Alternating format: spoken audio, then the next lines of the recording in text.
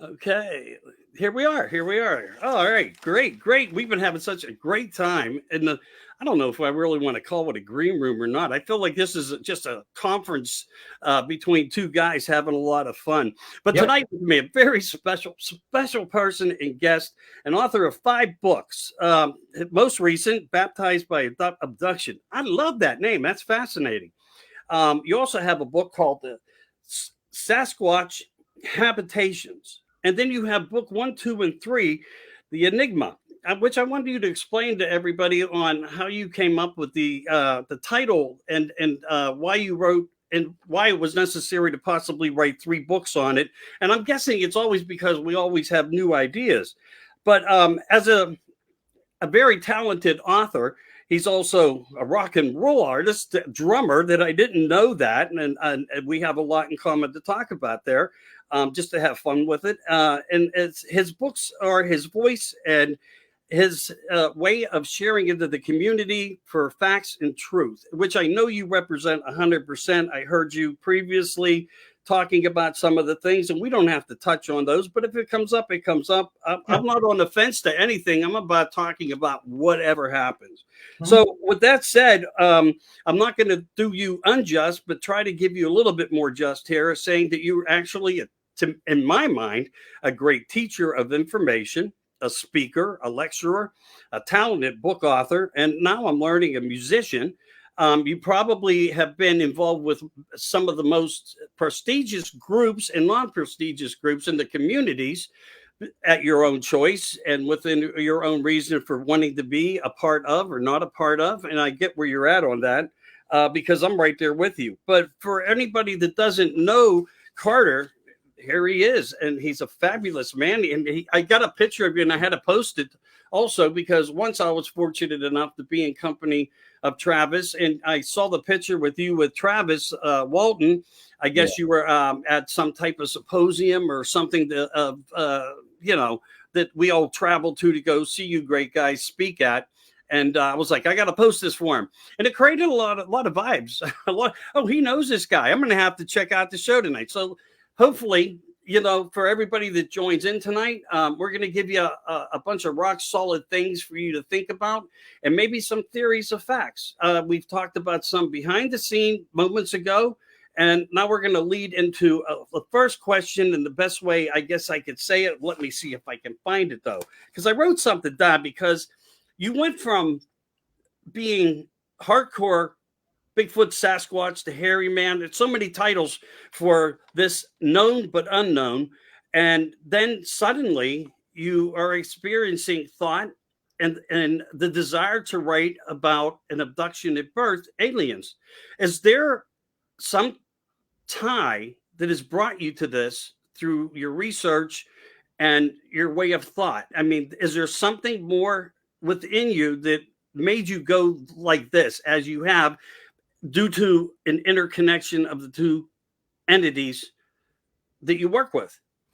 Yeah, not really. Well, what it was, I've written 4 books. I'm still a member of BFRO. I don't do reports for them anymore, but I've had 100 reports published to BFRO. That's 100 reports published. Wow. And so I probably spoken to 450, 500 people or more, witnesses in all walks of life.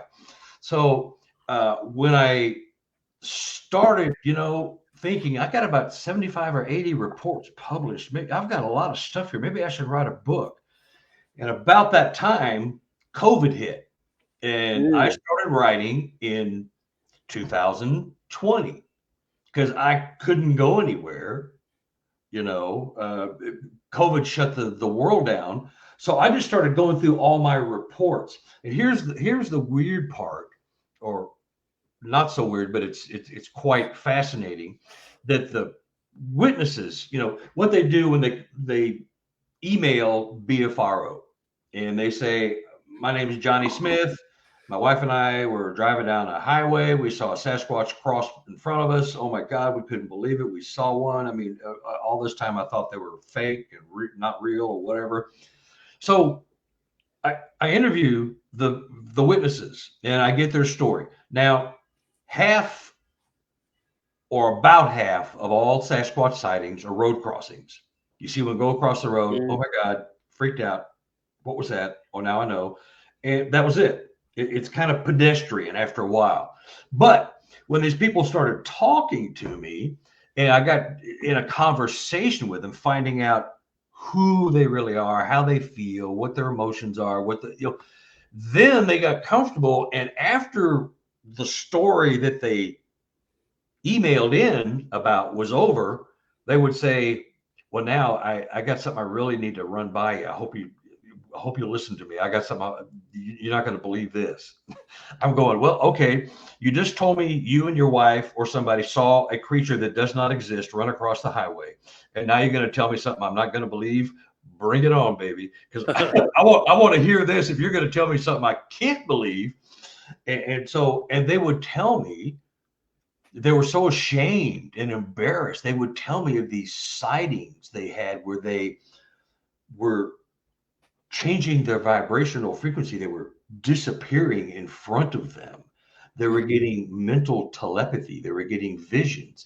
They were hearing and seeing things. Things were coming in and out of their home through the walls. I mean, and I'm going, when I got into BFRO, I was groomed by the ape only crowd.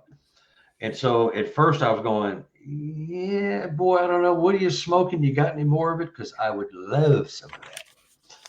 But they were sincere. And some of them started crying and were so upset and thanked me for listening to the stuff they were telling me, which had nothing to do with the report, because they were afraid that no one would believe them.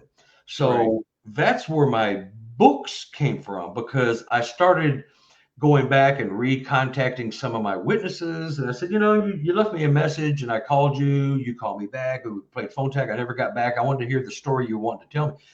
And so they were telling me all kinds of stuff. They're seeing babies, the adults and juveniles. They would show them their babies.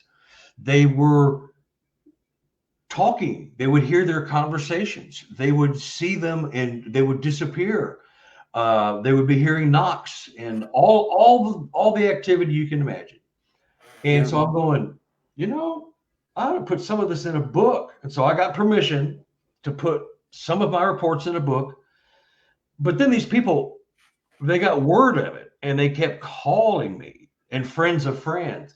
Hey, you talked to John and Mary, and but I gotta tell you something. They said you were cool. Can I tell you? And they would start telling me their stories. They weren't even BFRO reports. They were just like events that had been happening on their property for days, weeks, months, years, decades. Right. Generational. One family would leave the house. Grandma and grandpa got too old and tired to take care of the house. So the kids would move in, and they were already aware of the Sasquatch on the property. So they would move in. So another generation moves in and begins experiencing the same thing that grandma and grandpa did. And I'll be damned. It was just like, this all just fell in my lap. And these people are talking about all this. And somebody mentioned it the other night that Autumn Williams, she wrote a book, and I can't remember what it's called. I've got both her and her mom's book, where they had coined the phrase habituations, which is where these beings are living on your remote, rural, heavily wooded property along with you. You see them. You interact with them either by gifting or trading calls or throwing rocks at each other and gifting with bananas and fruits and bags and all the kinds of relationship type stuff, until it's evolved I've got people just doing some just crazy stuff, and they're interacting with these Sasquatch clans, pods, families. It went from A to Z like overnight. And so before I knew it, I wrote 3 books during COVID, 2021, 22, part of 23. And then what I did was this last one I did, Habituations, right, which was a compilation of two of my last three books, plus some new witnesses, new habituation families, and adding on to stories that had already been sent to me. And I just added onto those that were already in a couple of my different books until I had a whole other book. And so that's where the four Sasquatch books came from. It was just the material just kept coming at me, and people knew they were safe talking to me. You know how you get made fun of when you say, "Well, I saw a Sasquatch, I saw a UFO." Oh, right, And so they felt comfortable, and all the names are pseudonyms, all the locations are falsified. They're redacted because it doesn't matter where they are, doesn't matter who they are. It matters that the event and the story is happening, and people that are experiencing this but don't know there's anybody else in the world experiencing it needs to know that there's other people just like them experiencing the Sasquatch, interacting with them on their property. I mean, okay, so you got bored in a good way. Truthfully, you made a difference, and that's the impact that we need in the communities. So hats off to you for taking advantage of being able to deliver data, because of what I'm trying to set up, and not that I'm not the point of focus here. I'm going to try to do the same type of delivery scenario into the future. And I think it's going to be guys like us, whether it's acknowledged in greatness of some level now or in the future by other children looking and saying, wow, look what these guys were able to establish and expose and bring to the front. So we have the truth on everything. And that's going to react on many levels of many different things. When you come to Sasquatch, that's one level, UFOs, that's another. But these things are semi together. I had some other things that were going through my mind. Maybe they'll come back to me as we get into this a little deeper. But I think you mentioned certain things of what some of the stories are. So I'm going to throw a couple out of mind that I have as well, where we see matchups of what this part of the unknown is coming more to light to show facts that there could be some type of connection between these two subject matters, ufology and Bigfoot, and maybe possibly Dogman. It might be part of the relevance because we don't always know. The pictures are blurry, whether that has to do with the electromagnetisms or the atmospheric changes or dark matter, all these different scientific terms we try to come to base fact on. But when you look at this platform, Circle, they all connect in some way, where one can walk through the wall, so can the other. One can mind speak to you, so can the other. And the characteristics that I find are continuous, that they are have so much of similar type of what I like to say, confirmations coming from people that are teaching us about their encounters. And I've been able to find that and actually collect a lot of great data points of how them similarities work. So by you reaching out, looking into other people's works and writings and collecting these stories, is there anyone besides that particular story of the book author? What was her name again? I'm going to have to look into her. Autumn Williams. Autumn Williams. I'm going to write that down. I do want to look into that because I get fascinated with these things, and I like to give recognition where it's supposed to be. Autumn Williams. And something in a way. Look up her mother. She mentions her mother, and I can't. Her number has her name's a little different, but she grew up in the house that she grew up in, and her mother went somewhere else, and she stayed in the house. And she was raised from like 5 or 6 was seeing Sasquatch regularly. And her mother wrote about it. And if you look up Autumn Williams, she will mention her mother in her foreword to her book. Yeah. And some of my, on one reference point that I have, where I did an interview with a fella, we just hit it off. We were just talking. And he gave me some mind-blowing levels of things, and not at a time that I didn't believe it, but I think people were having the laugh off of hard to believe facts. And that man's name is Scott Pace. And he's taken a lot of flack in a bad way for what I believe he was actually giving us complete factual information, where he was experiencing them coming into his house, them moving things, him hearing them in his mind, where he could actually have conversations. But no, of course, some people in the community, it's unacceptable. It's that cognitive dissonance where it's too big of a story for me to believe. So I'll just go back to the facts that it can't be possible, and that's where the truth lies. And then you have a guy like David Hollis, who's been, really taking a lot of flack as well in the communities, who actually has been able to come up with some forms of and pictures and different things of subject matter. And I think you've done that yourself.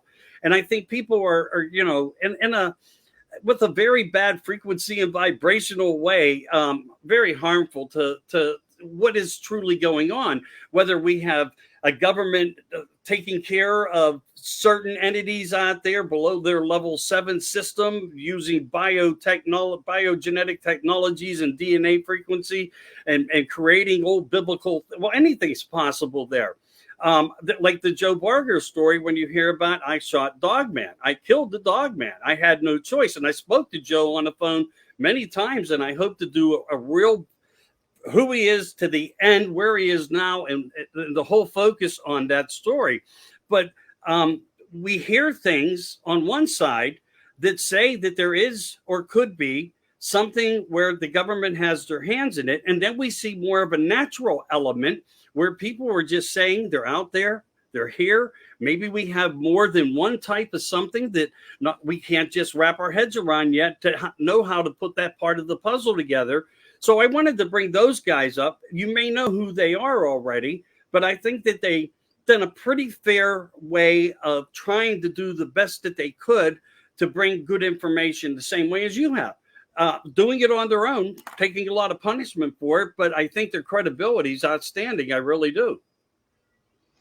Yeah, no, I've taken my share of flack and probably 10 times that much. But that's the nature of cryptozoology, Sasquatch especially, but cryptozoology. Everybody wants to be, as we were speaking earlier, everybody wants to be the one. Right. The coolest guy, the coolest kid on the block. Well, that's not how you get the answers. I'm just providing what is given to me and what I've experienced myself. And it just happens to be what many, many, many thousands of people have experienced and seen. And you just don't hear about it.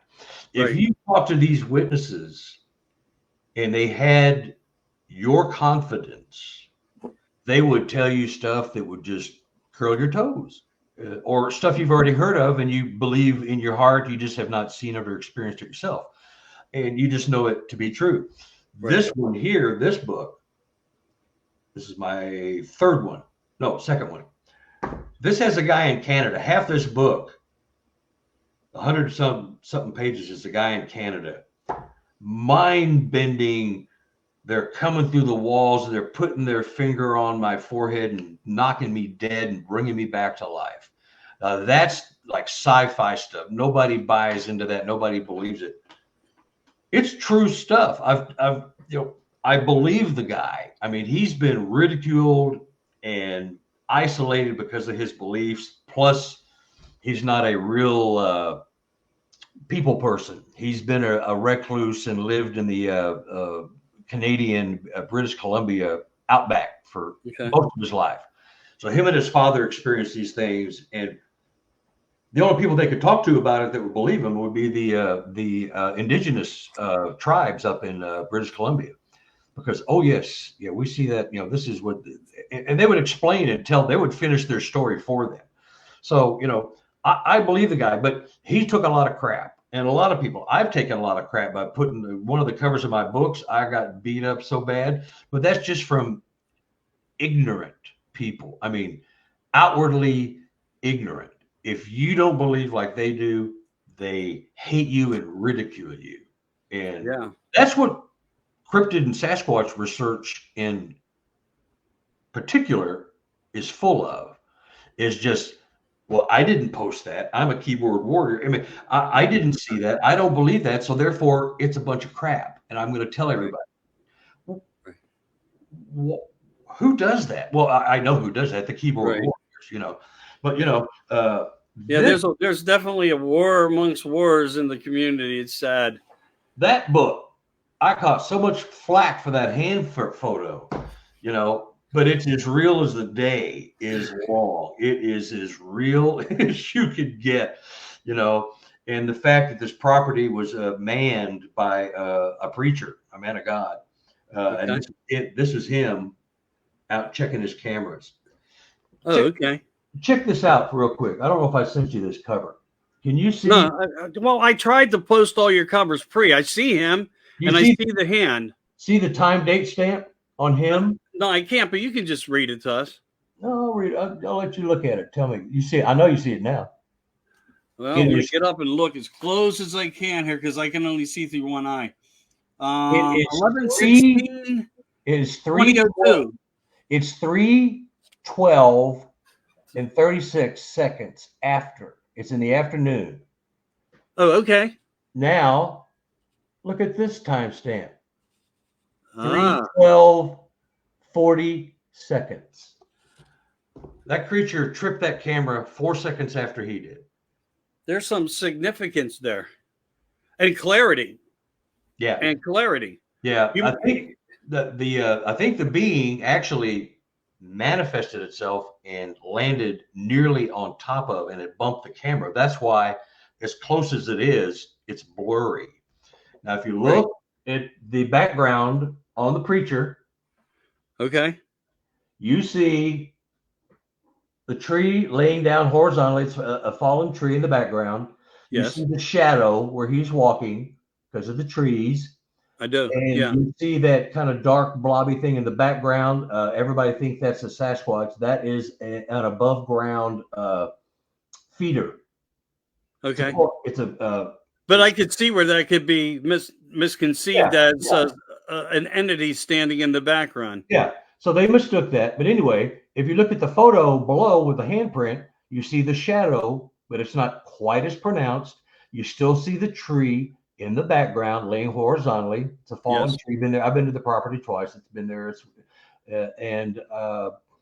The trees in the background, which you cannot see. Yeah, on the handprint, it looks like they're blowing. Yeah. The trees here are straight up and down. Straight up and down. It's not blowing. He bumped the freaking camera. Oh, okay. That's what happened. That's why everything's off and the shadow is off, and it's just a little. The being bumped the camera, and he never saw it. He never sensed it. He never heard it. I've been to the property twice. We actually filmed a Sasquatch show for, it was either Hulu or something else, and there's so much infighting with the production staff, they never did anything with it. It was a chaotic, but we filmed it. And let me see. Let me do this a different way. I should have. That's a big finger.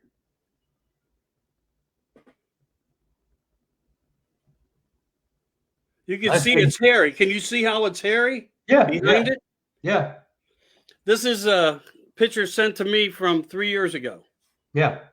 So I see what you're saying. It's a perfect example of how it can happen, how you can't capture, maybe not every straight shot that everybody, that big moment one, but there is some type of flesh and blood there. Yeah. It's random as far as the luck you have. Now, that was a very fortuitous photo. And I've got one that'll blow you away. Well, this is a kind of a crappy photo of what is purported to be a dog man. Ah.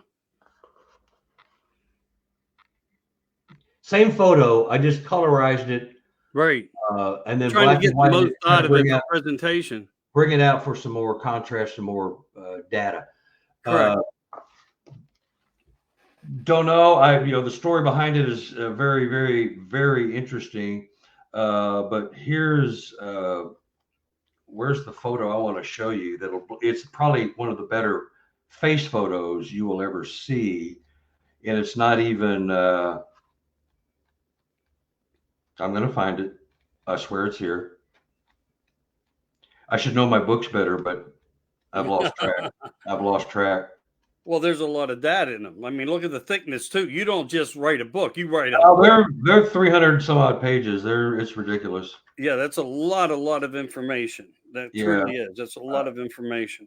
I have this family. It's down here in South Missouri. Gosh dang it, where did it go? Oh, here we go. You'll like this.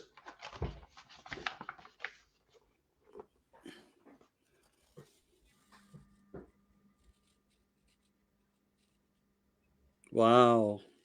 Yeah, that's what I said.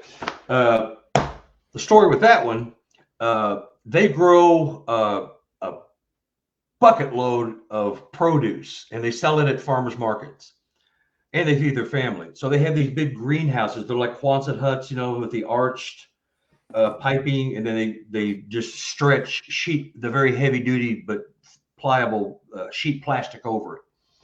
So what was happening is that somebody was getting into their greenhouses and stealing food or eating it because they found scraps.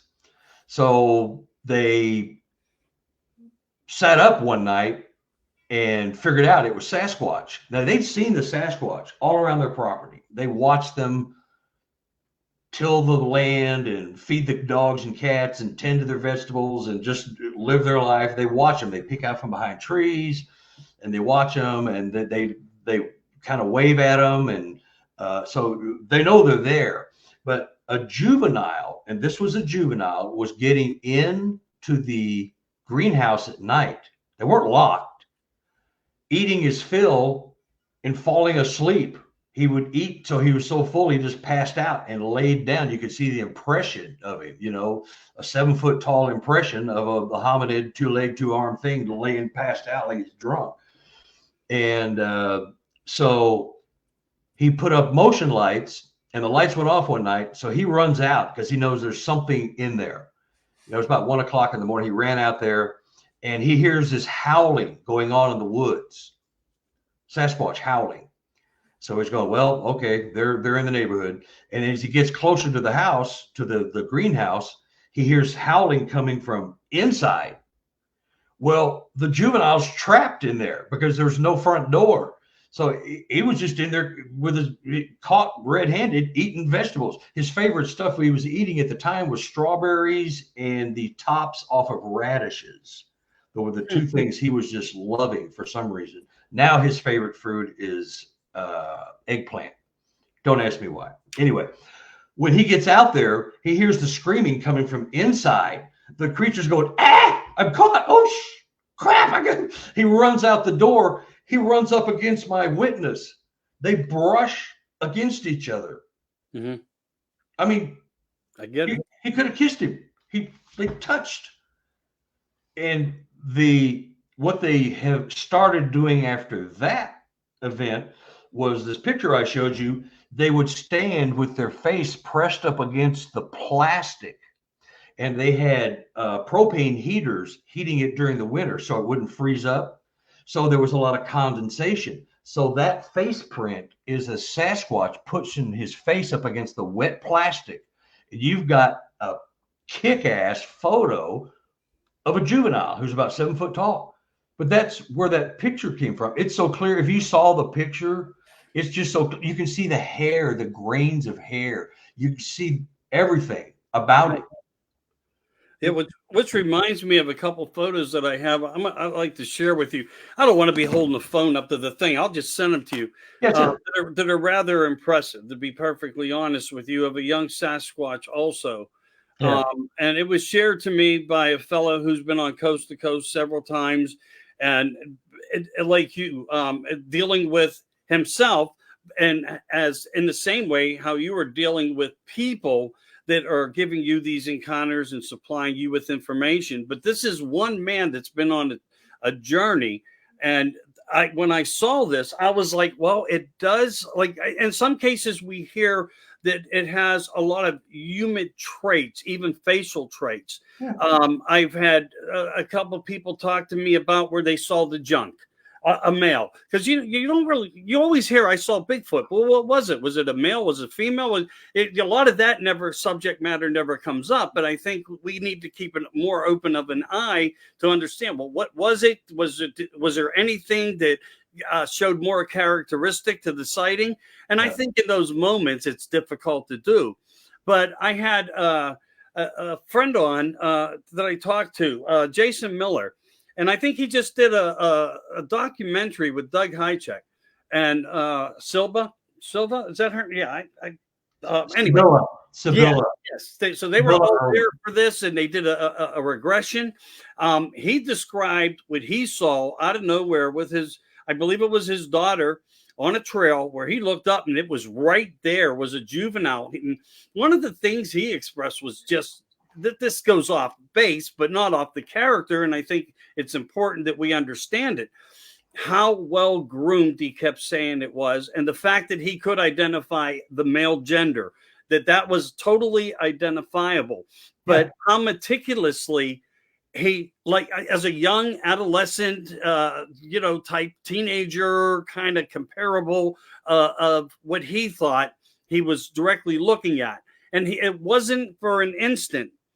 It was for some moments of time that they just locked eyes and observed each other with no movement at all. And except for the fact that he was communicating, I believe, to his child, saying, are we supposed to seeing this? Because it was right there, just above him, outside of some type of huckleberry fields that on this trail out in Washington State. Yeah. But I wanted to bring up something a couple of things too that maybe you can tell me. This is for my own kind of research. This one, we know that we were seeing all kind of devastation of weathers and different types of things happen around the planet, of course. And Canada was under that huge fire attack for whatever reasons. Just bringing up a fact. There was like 247 fires all through Canada. I just want to know from someone like you that people were reporting to on a large scale, and your book proves that, all three of them, that's a fact. That probably the largest collecting data that I've seen and put in front of me that way. But did these fires bring or draw, has there been some type of any elevated sightings when you hear about that these compromises and these pine forests were being compromised by fire and smoke? Were the sightings increasing? Were you able to establish anything around that component? My witnesses, I have several witnesses in numerous Canadian provinces. What most of them, like 90%, heard was thunderous crashing through the woods and screams of like panic or terror and or communication, but no real sightings, because these beings were running. And when one bellows, screams, you can hear it a mile, 2 miles away, easy peasy. So they're running from the fires. And several of my people had these weather maps that you could get online and you could watch the fires move and then go out and then start up somewhere else. So they're watching these fires. I don't know if it was the Forestry Service or the government, but there was maps you could go on online somewhere and watch where the fires were. And when they were getting close to their homes, number one, they're watching out for their homes, but they're also watching out for Sasquatch activity, because they've come to know and love and care for these beings. So they're curious about them. But I mean, they've been running from fires and earthquakes and disease long before we got here. So they've already got their bug out plan in place. Right. But what I heard mostly was we heard screams in heavy, something big and huge bipedal running through the woods. And this was like 100 yards away. It wasn't in their backyard, maybe a few, but it was like a herd. It was like it was in mass, like Right. maybe 20 or 30 beings, because it was a thunderous noise. And they know moose, they know elk, they know, grizzly, they know the sounds. So they said, no, these are our Sasquatch friends. These are our forest people Right. running from one area, yeah, to the fire, and from the fire to an area where there wasn't one. Then they'd hear the running start all over again when the fires got to the area that they first thought was safe. Right. But none of them really reported sightings, and most of it was at night, and they weren't out during the day anyway because the smoke was horrible. So you just didn't go out unless you had to go outside, get in your car, and go somewhere. I mean, that's Right. you didn't just spend out time outside going, oh, what a lovely day. You just didn't go outside when the fire, because the smoke was that bad. Yeah. So yeah, I know they're fleeing, and if you do any research into the Mount St. Helens eruption, Yeah. they took 2 or 3. There was probably a half a dozen reported that were killed, and they piled them up in trucks and hauled them out. Actually, they piled them up in big netting on a helicopter, and it picked them up and dumped them somewhere else. Yeah. But a couple were taken care of by medics, if those stories are true. Right. They certainly sound true. Have you read any of those reports? Yes. Yes. Yeah, I have, I mean, actually, you and read not just Mount St. Helen, but a similarity and of another area. Yeah, where, yeah. I mean, but it took me a forest fire or eruption. So right. I mean, you hear that, it sounds like you're hearing a report. It's not like some guy making stuff up. It's like, well, they put IVs in him. They shaved his arm. They did all that. I mean, and it laid there and let them do it because he knew they weren't going to hurt him. Right. Just like I believe they are not here to hurt us. They're here to help humans. They're here to help us take better care of the planet, take better care and show each other more respect for each other, as people on the planet, and take care of nature, no recreational hunting, pollution, all that. They're here to keep the earth as it was before us humans came on and trashed the place. Yeah. We're like the trailer park, of the planet. We're not well respected with the Sasquatch. Yeah, and I would agree to that. When you look at the whole focus within that, what you're describing, um, plastics the size of New York City floating in the middle of the ocean, but hazardous materials purposely being dumped, or somebody accepting money to dump them off in small creeks and rivers, and just burying tires anywhere people feel like it. And of course, components are put in place to try to help it, but nothing's helping anything because it's the picture's not working the way it should. If me and you were there, knowing that what we know and having the understanding of what's correct, and because nobody's in our pocket, things would change for a better. But as we see it, it's a very complex situation of matter. And I do believe that this could be very, very true, as you just described. I want to ask you something else because of the voices and the languages and the mimics and doppelganger kind of effects going on with that. We hats off to Ron Moorhead. Great guy. I mean, he's done a lot of work. And we learned about these voices, this language, so do you think that it's because in one case, they have the ability to talk to us in our own tongue, or they're using, when they're by themselves, a different tongue to speak between each other? Like that would say that's beyond intelligence because most humans can't speak 2 languages. Yeah. Well, I know Ron real well. He did commentary on my first book. Oh, okay. I've had him on 3 times. I love him to death. I do. When he comes on, I give him the hail to Ron thing. He's like, stop it. But I feel that way about him because if we go back to ridicule and how this whole community has functioned and judged. I mean, he didn't have to. In my mind, what I know about him, he didn't have to do any of this. He chose to do it because he believed and he knew what he believed in. And to me, you give praise to a man like that has brought so much forth. And the quantum and all these other entanglements, it's like, yeah, I'm all on board, but still trying to focus within them. And maybe we can step into that part of the scenario of, are we dealing with more than one? As you address, I'm sorry, going a little bit ahead here, as address, if you can, your thoughts on the languages that they have capabilities to speak in our tongue versus other. Yeah, they do.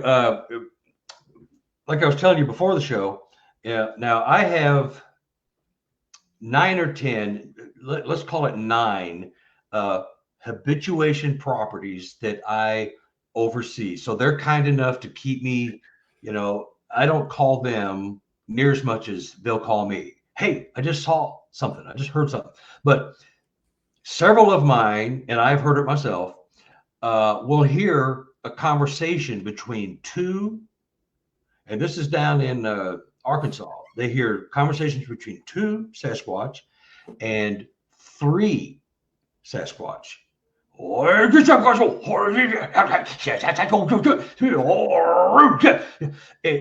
then you hear a different pitched voice, like a woman's or a juvenile's. And then you hear the third voice, completely different, deeper, higher, whatever. So they know they're dealing with 3 beings at least on their property. Right. And they've got, the structures and footprints and all the stuff to go with it, all the classical stuff. Not a lot of paranormal quantum stuff on their property. My family that I'm the closest with, because I've known them for about 10 years and they've been experiencing this for 20 years. I've been to their house. What they do for grins, some people pop popcorn and put on a movie and all cuddle together on a blanket on the sofa and watch a movie on TV. They go out to the front porch, pop a couple of beers. I've sat on the front porch with them. The Sasquatch will come across the road and sit just not quite across. They'll sit on the other side of the road. The road is about 20 yards from the front of their house, but not any further than that. Nice. Then there's a road. It's a 2-lane chipped, rural road. Then they sit back there in this big clump of woods, and they sit there and they trade calls, knocks, throwing twigs and sticks at each other. That's their recreation. I sat there one night and did a, woo! This is Carter. Carter. And then a call exactly in the tone that I gave my call. It mimicked me exactly. I have several families that when the husband is gone, it just happens to be the woman. 1, 2, 3, 4 of my 9 families. The woman be at home working out in the yard during the day. Hubby's away at work. And someone will call her name in her husband's voice. They freak out, get on the phone. Are you here? Where are you? You're supposed to be at work. Are you at work? Did you just call me? No, I didn't. I'm not there. What are you talking about? That's when they first found out. And now it happens like all the time and they think nothing of it. But they call them in their husband's exact voice. Sinsin, where are you? Lois.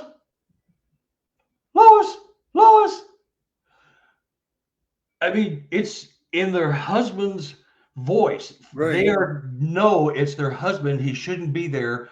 And they're pranking him somewhere. That's crazy. And, it makes me think about something that I experienced. This is a fact that I did experience this. And I thought to myself of something, an episode of something else occurring. I was in the middle of doing something. Like I said, I've experienced things, take it for what it's worth, but I have.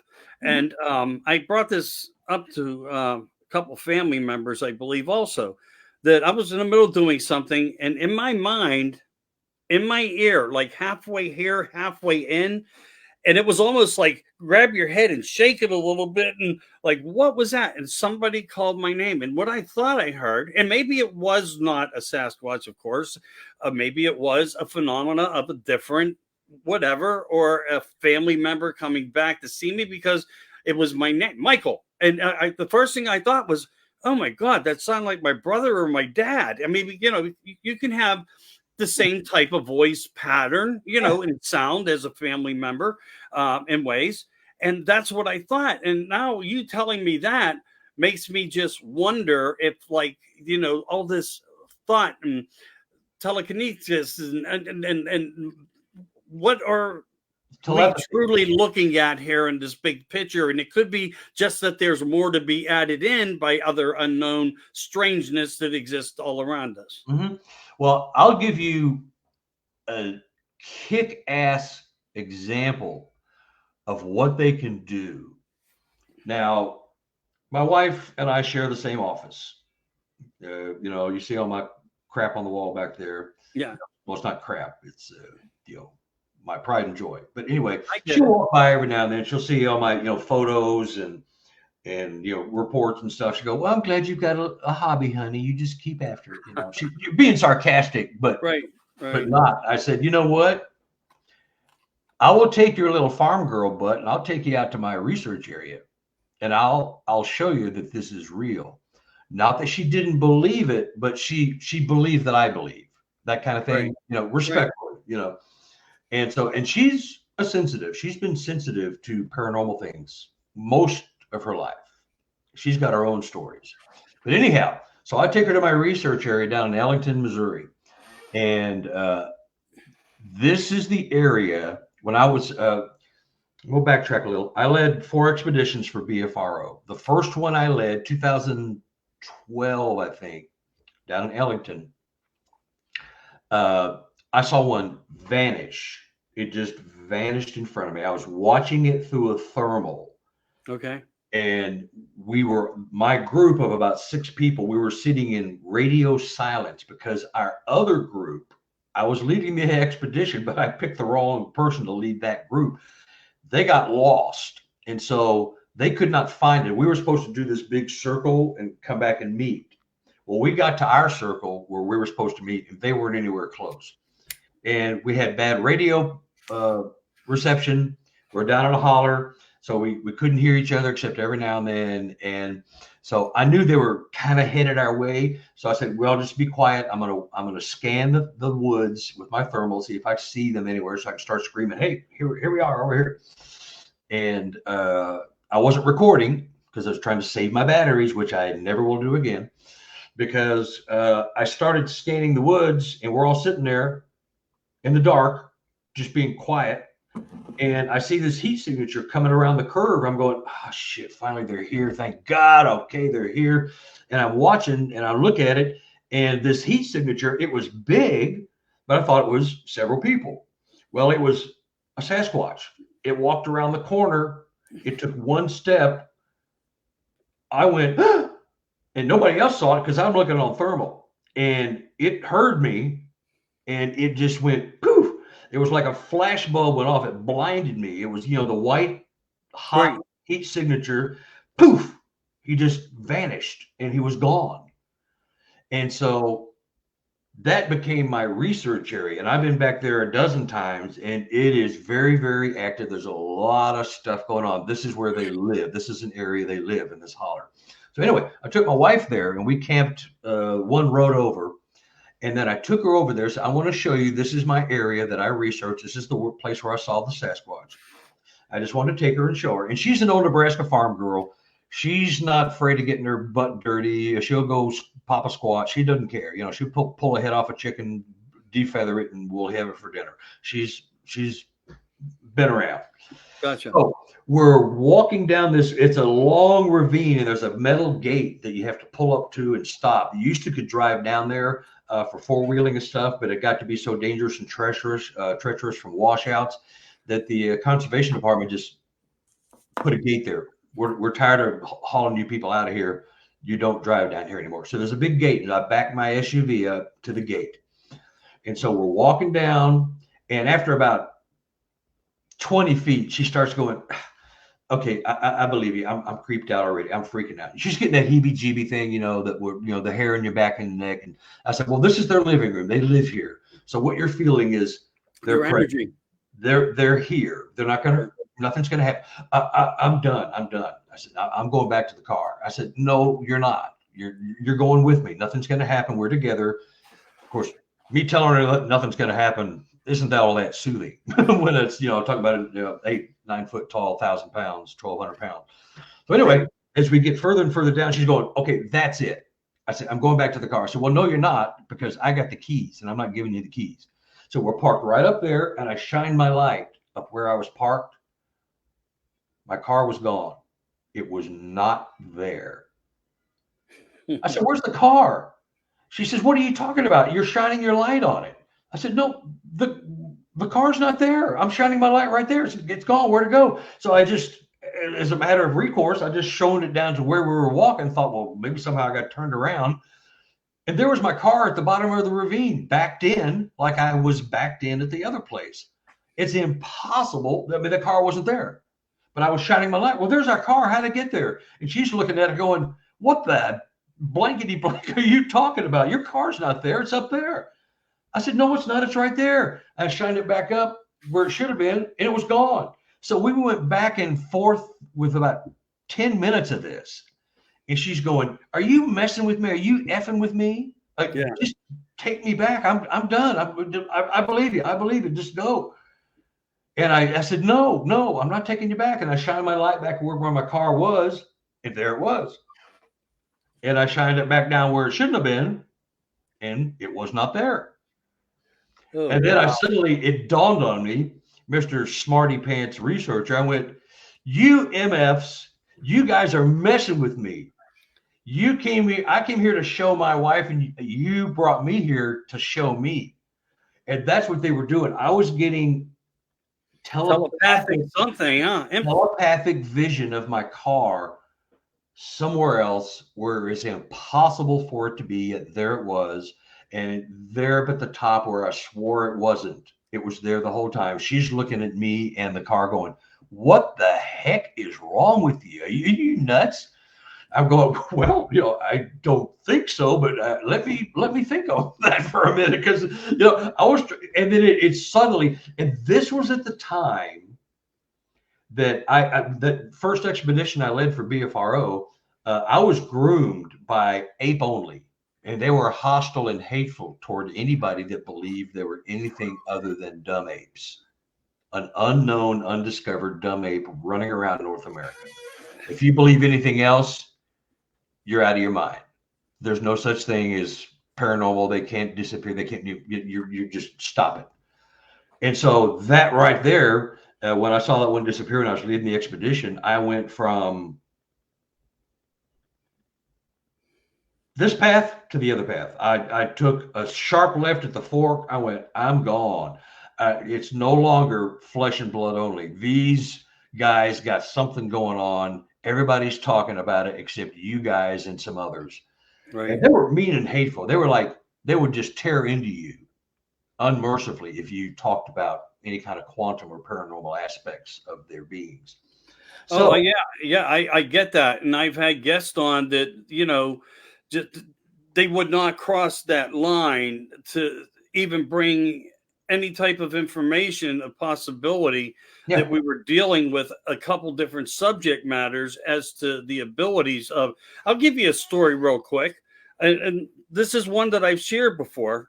You probably haven't heard it. So how do I put it? Okay. You get young kids, they're out, not so much in the wilderness, but they were strip mines.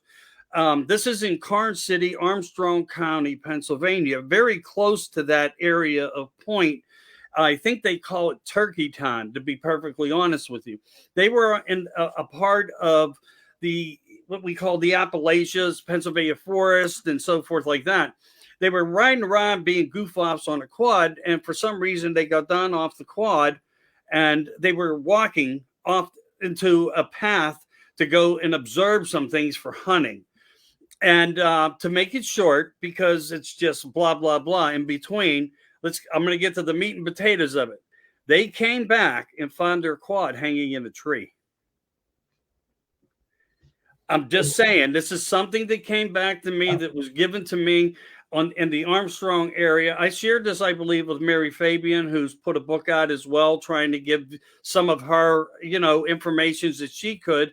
Um, and a lot of times that I tried to talk, and Mary's a beautiful person. She is. To get to know her, she's an angel, one of the most beautiful souls you could ever want to sit and talk to. I love her to death as a person, a human being. But you get ridicules, and some of the others was even with my own encounter, where this paranormal line of possibilities are that we should not take off the table, reflect in different ways. And if it doesn't agree with certain people's subject matter, it's never going to agree. But we have scenario problems on, and I'm not trying to see, this is where it gets really difficult. It's almost like talking when you're doing a subject matter, or like when I do it on America in Crisis, that reflects to religion versus politics. It's that kind of criteria of when people can hear you and are involved because they watch your show, it gets shared into their platform. And even me, when I speak about my own experiences of what has occurred in my life through ufology and how I follow it, what I've seen in the skies. That's why the whole thing, what's in the skies, is national sighting registry that I have. Mm-hmm. They don't even call me to say, I want to know more about this so I can document it. I mean, are we not all trying to work together here? So that type of subject matter, I just want to put that on the ground and stomp it, because it becomes more of a different scenario.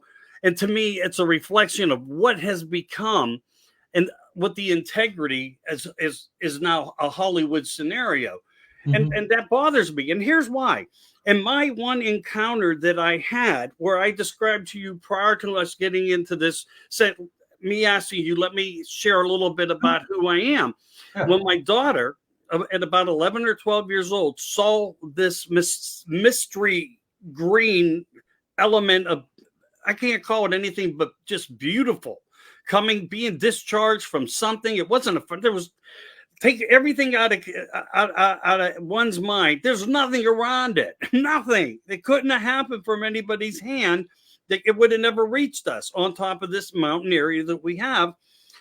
And it took me to be watching a show. I caught a show, and it was something MUFON on one of the old networks that was doing reruns, that had, the copyrights to be able to do old shows.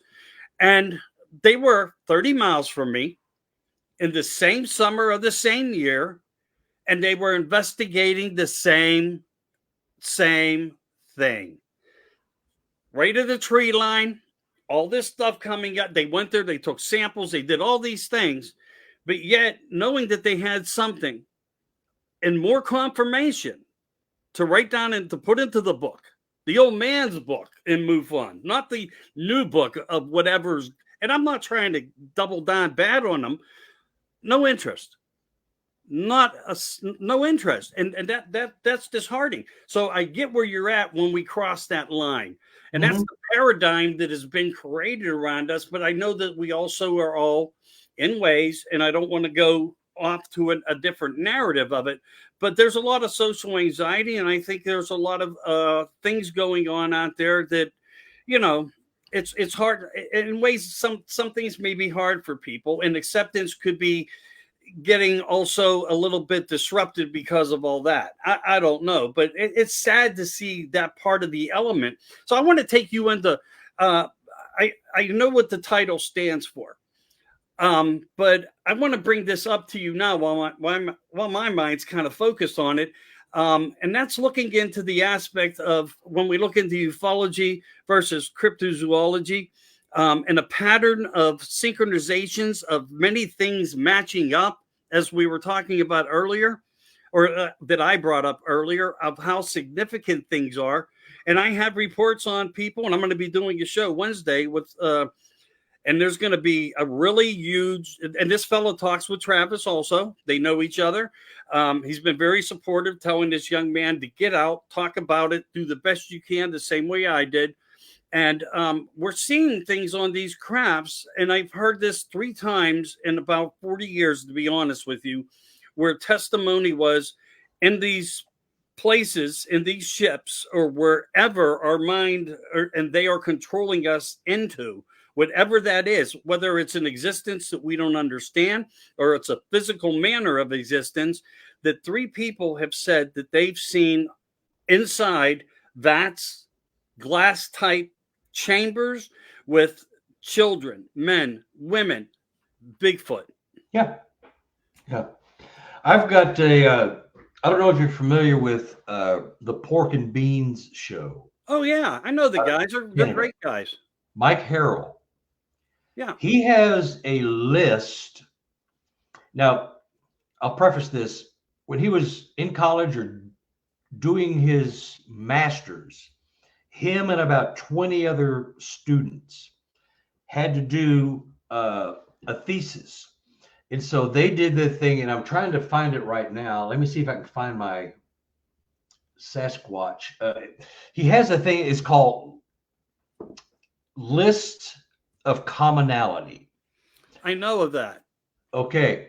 Yeah, So, yeah. so he did a study where if you were abducted by a UFO, you had to be awake the entire time you were taken from wherever you were taken, whether it was your house, your bedroom, a car, walking down the street. You had to be awake, conscious the entire time until you were taken back to your home. And they interviewed people from all over the world, Finland, Russia, England, wherever, all over the world. About 2,000 people, I think. And I think it's called the List of Commonality. And they reported that we want you to tell us the 5 beings you saw the most of on the craft when you were abducted. The grays, the tall grays, which I've seen both of those when I was taken. The Nordics, the reptilians, Sasquatch. They were there like they belonged there. They weren't also abductees. They were working controls. They were doing things. They were part of the abduction process for these witnesses. I think it's called a List of Commonality. But if you know Mike, email him or message him. He'll send you that list. It's pretty cool. Yeah, I think we're gonna and I may do that just simply because I'm in the process, as I said, with all my tablets of notes and stuff. But hey, look, mine even goes further. I had one tell me and describe to me through multiple abductions of different places, whether on vacation, whether at home, whether at grandpa's house. They could describe the feeling of what it felt like to go through solid matters with the abductees. So Yeah. they even glass going through a double plate sliding glass door. It was like they described it to me as saying and it was hard for them to tell me this, but they described it to me as like it's almost what you think it would be when you go through it and come out the end or other end. It almost gets into your head as a sound like bloop, as you plop right through the pane of glass. So we hear about these things, and we hear about going through wood and brick, and a lot of these things also came through what they were able to describe to me, because I was trying to ask what's it. I think I asked the easiest question, but maybe the smartest question, or maybe even some would say the stupidest question, but it came back with with great results. That there was a description of feeling going through this stuff when they were being taken, and I don't think enough people have a commoncy of interest around that, and we should actually try to maybe do a little bit more on that part of it. Yeah, and the problem with that is, and many things, is that you're so shocked when this is initially happening. The last thing on your mind is the first thing on your mind is surviving. The last thing on your mind is, see, what was that sound? You're freaking out. You're freaked. When I was taken, I was freaking. And of course, I didn't know about it until many, many, many, many years later. But I was freaking out. So I was not concerned with how I got in the spacecraft. I was concerned with get me the F out of here. Where's my Right. mommy? I mean, that was it. Yeah, it's called Mike Harold's List of Commonality. Commonality. Yeah, contact. I'm sure he'll share it with you because he shared Yeah. it with me. I've been on their show probably got a half a dozen times, easy. Him and Brian are good buddies. I love them. They're good people. And they deal. And see, in this book here, you talk about going through glass. This guy here, David Allen, up in Canada, the Sasquatch came up to his window while he was watching them, came out and put his finger right on his forehead, knocked him to the floor. He was dead. And a voice was saying, "It's not over. Get up. Get up." It was the female Sasquatch that he was mesmerized with watching because she was doing this very erotic dance. It's not in a sexual way. It was a coming of age dance. We deducted from the circumstance. She was probably a teenager, and she was doing a dance which we considered like the Hispanic rite of passage. When you're 16, you have your birthday. Right. It's your coming out, and you are a woman, and you're able to breed and bring life, and you've become a woman, and you were a child. So he was watching this female Sasquatch doing this dance. And the big Sasquatch, Zap is his name. And actually, Sibylla did the artwork for my book. She drew him. And I had that drawing before I even met my witness, David. Interesting. Yeah, and I did not even, that's not his real name, of course, but, I had this as the cover of my book because I needed a cover. The one I had, I didn't like. It was a picture of me out in the woods. I don't want that. So I had her, she said, "I just drew this. I just picked up this witness out of Canada. I just got this. You can use this." So I used it and then a year later, I meet him and I'm doing a book on him. It's just a small world. But yeah, he's going through the things you're talking about, the changes and the physical, the physiological and the mental, all the stuff. And he would not, he refused to believe it. They were wanting him and his father. They went through this for about 20 years, 25 years till his father passed away. They saw them many, many times together. And his father always said, "No, I didn't see that. I don't know what you're talking about, son. Must have been a bear." He didn't want to freak the son out. Then on his deathbed, he goes, "Son, all those times we were out in the woods, whatever you think we saw, we saw." He goes, "I know, Dad. I know. I've known. I just didn't want to bring it up. And I kind of didn't want to believe it either. But now I know because they have me by the short and curlies, Right. So, but yeah, so there's all that stuff going. And once you talk to somebody who is genuine, and I talk to these people on the phone, and some of them just start bawling, big macho badass men who aren't afraid of nothing. That when they get to talking about the stuff that brought them to tears when they were a 30-year-old macho guy in the middle of the woods by himself, he just lets it go. Several of them have done that. And so that to me is a huge beacon of telling me that this guy is on the level. You're not going to sit there and fake tears, whether you're in front of a bunch of people or a person, a stranger on a phone. You're going to maintain yourself until you can't. And they just can't. It's like when I start talking about certain things, when I make contact with a clan in Illinois, when I was leading an expedition in 2019, I get teary because it was a cathartic moment. And I know that everything I had seen and heard and believed in my heart was true. And I was given the privilege of being able to communicate with the Sasquatch people. And right.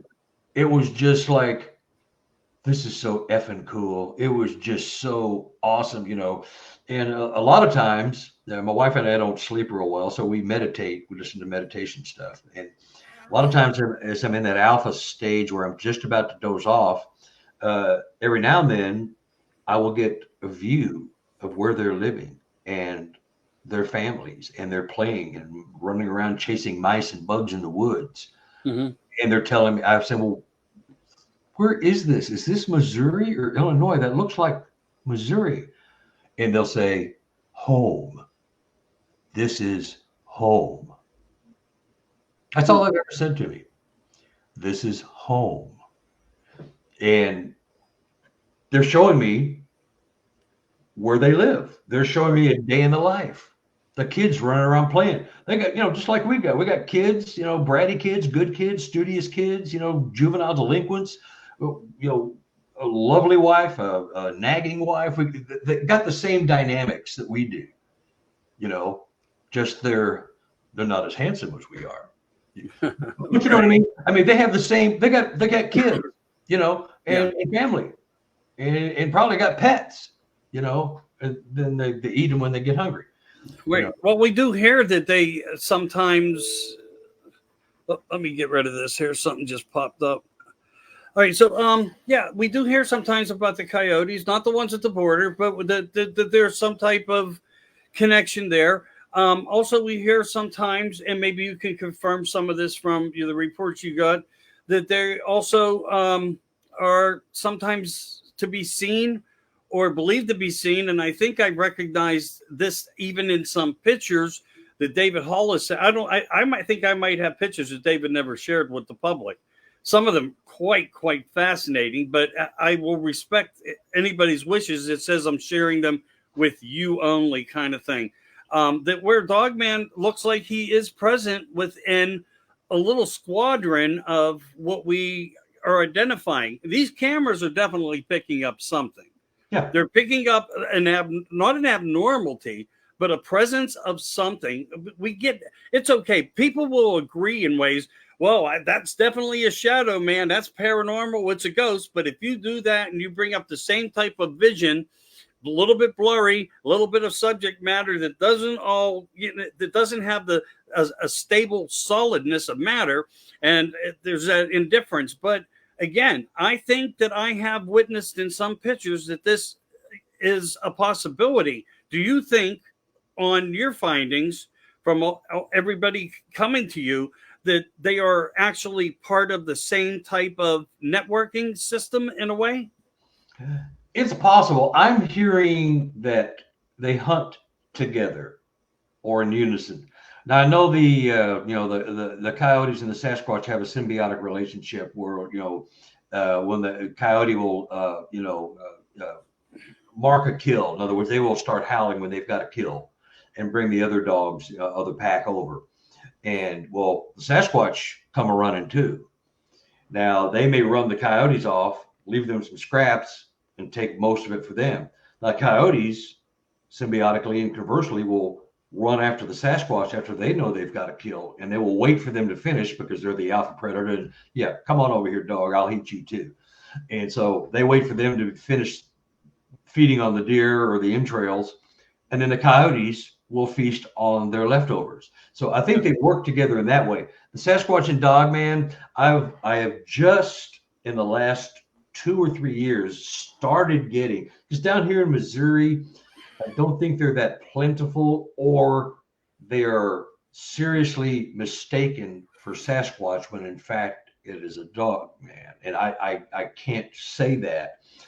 I've gotten a couple of reports where someone who was reporting a Sasquatch, in the same breath, after they're done with that, now I want to tell you, as I was hauling ass with my girlfriend back to the car because we were freaking out, I'm pretty sure I saw a Dogman. It had the backward legs, it had everything.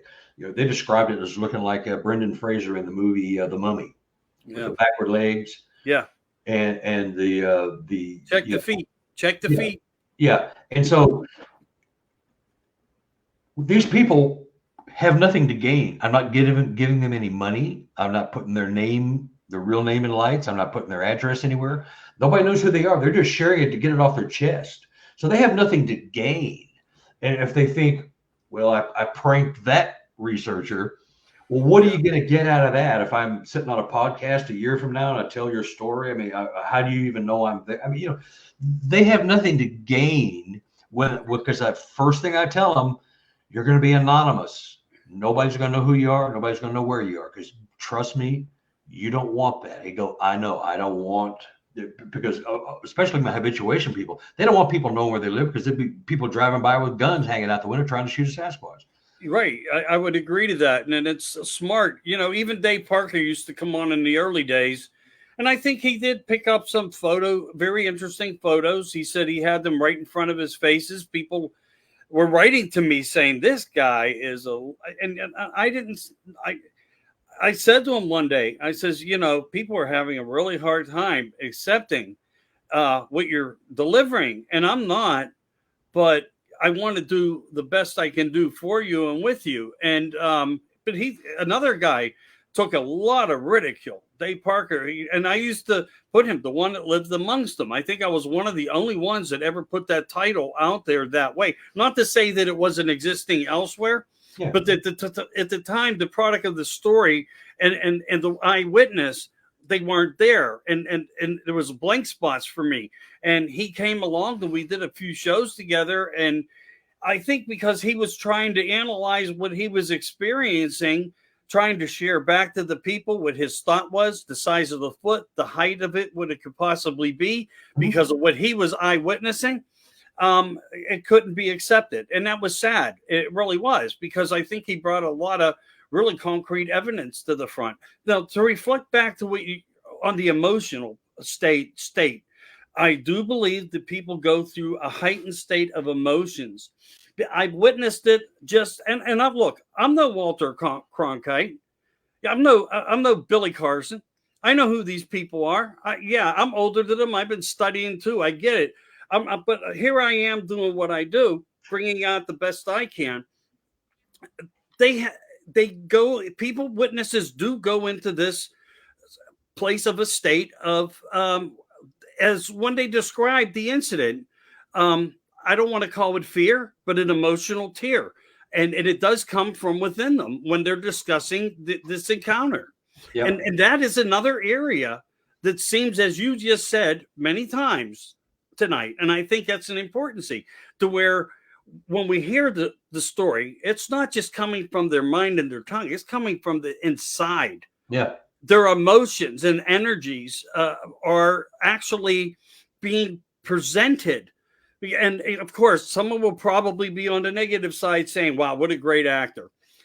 I don't feel that. I'm not saying that I haven't experienced a couple times, maybe a little bit of misconception, but we all try to bring and get people's to be an ear, to bring your voice to the front, because, you know, your voice matters, your story matters. But I've seen it. And I would say, on a positive note, I would have to agree with you that people are still living within that moment and when they retell their stories. Mm-hmm. Here's something because I know we're getting close on time. Here's something I want to bring up, and this will explain every naysayer's What's up, Squatch Man? Reasoning. From the day you're born to the day you exit the birth canal till you're 18 to 22 years old, we are educated. We are told how to view the world. We're told what can and what cannot be. Our books, our religion, social media, the government. This is what exists. This is what cannot exist. This is what does not exist. This is what cannot exist, no way, shape, or form. So when you see something, you've had 18 to 20 years of brainwashing. Exactly. Oh, I think I just saw a Sasquatch. No, son, it was a man in a ghillie suit. He was pranking you. Or it was a son, it was a bear. Or it was a deer standing up on its hind legs eating low-hanging fruit. But it was not what you think. They do not exist. Yeah. Well, but the government's, no, they don't exist. Well, what about UFOs? The government lied about that. Well, they probably have their reasons, son. So, so they lied about UFOs. They finally say a couple years ago, they threw a couple of bones to us with the Tic Tac videos. Yeah. Well, here you go. They've not come clean at all since then. They just threw us a bone, shut us up for a while. Okay, UAP, you want to call a UFO a UAP now? Okay, now let's start the slinging of crap to cover things up. So they're light about that. I guarantee you the government knows full well about Sasquatch. They know what they are, who they are, why they're here. They've been here much, much longer than we have. They'll be here long after we have annihilated the earth. They'll survive us. So, when you see something, and depending on your physiology, your psychological makeup, you're going to like disdain and stone them with rocks, or just make fun of them and say, oh, that's a bunch of crap, and just go on about your day. But that's why it's so hard to get anything across like you and I are talking about, because we've been taught to not believe any of this crap. Exactly. So we're fighting the first 20 years of your life being told certain things cannot exist. So even you have to re-educate yourself by having an open mind and listening, and when you have an itch, scratch it. But that's why it's so hard to get this stuff across to people. Yeah. And some people just don't care. I don't care about Sasquatch. I don't care about gorillas in the woods. I don't care about UFO. I mean, I believe there's life else. I just don't get wrapped up in it. That's fine. That's fine, because you got a life to live. You got kids and a family to raise and a job to take care of. So I get it. Me, I got a lot of time on my hands. I'm semi-retired, and this stuff's been happening to me with the Sasquatch for dang near 20 years, in my UFO abduction, which is an entirely different story. That happened to me when I was 8, and I found out when I was 53. I didn't find out till 20 years ago. Had no idea. And so, let me ask you. I know, there is a time thing, and I don't want to, but what was that moment that made the connection that woke you to the fact that this took place? When I was regressed hypnotically with my wife and another couple, we all got together. Like I was telling you before, we got together and thought, I'd like to know if I had a past life. I've always had a feeling I had a past life, or 2 or 3. So I went through the phone book at the time. You had a phone book then, 2004. You still had a Yellow Pages in your house. I went through the phone book and found a hypnotic regressionist 25, 30 miles from my house. So we all loaded in the car and we drove out there, and one by one we went. We all watched each other. I have all the tapes of all my regressions, and I was the last one to go. And I had no idea what I was saying, because I was out. I was in my hypnotic trance. Subconscious trance. And I was bawling and screaming and crying and get your hands, get away from me. And everyone's going, what are you doing? What the hell's going on with him? Because this was a past life regression where everybody went and found out they were Native American and Indians and lived during Atlantis days and all this other kind of stuff. I'm sitting there finding out I was abducted by an alien when I was 8 years old, riding a bike with a friend in Dallas, Texas. It's like, where did that come from? Well, technically, it's a past life, I guess. It was just on the brink of coming out, I guess.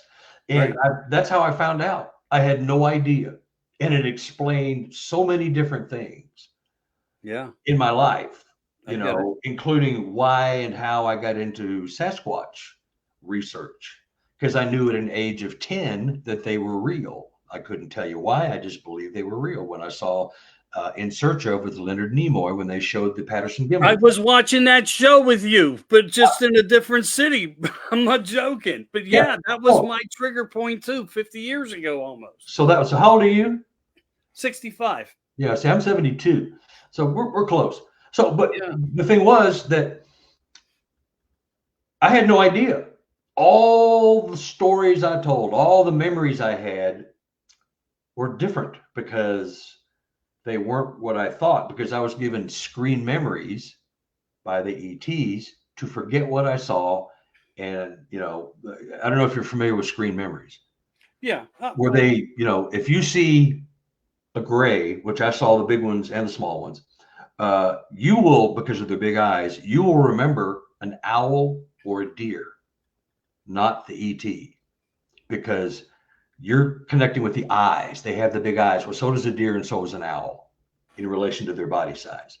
So you see the deer. Oh, I must have seen a deer. And you just go on about your day. It's just that quick because you're given a screen memory that redirects your thought process. They do that. And so I find out, I don't know if you ever heard of Dolores Cannon. Yes, I know. Yeah. She took me under twice. Oh, really? You actually were able to meet with her? Oh, yeah. Two of the four women that I was regressed by were students of Dolores Cannon.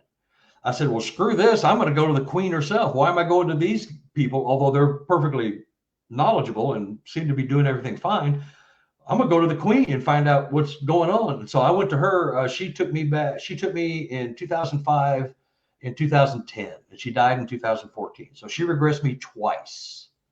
I went down to her place in Arkansas because at the time I was living in Dallas, Texas. So it's just right down the road.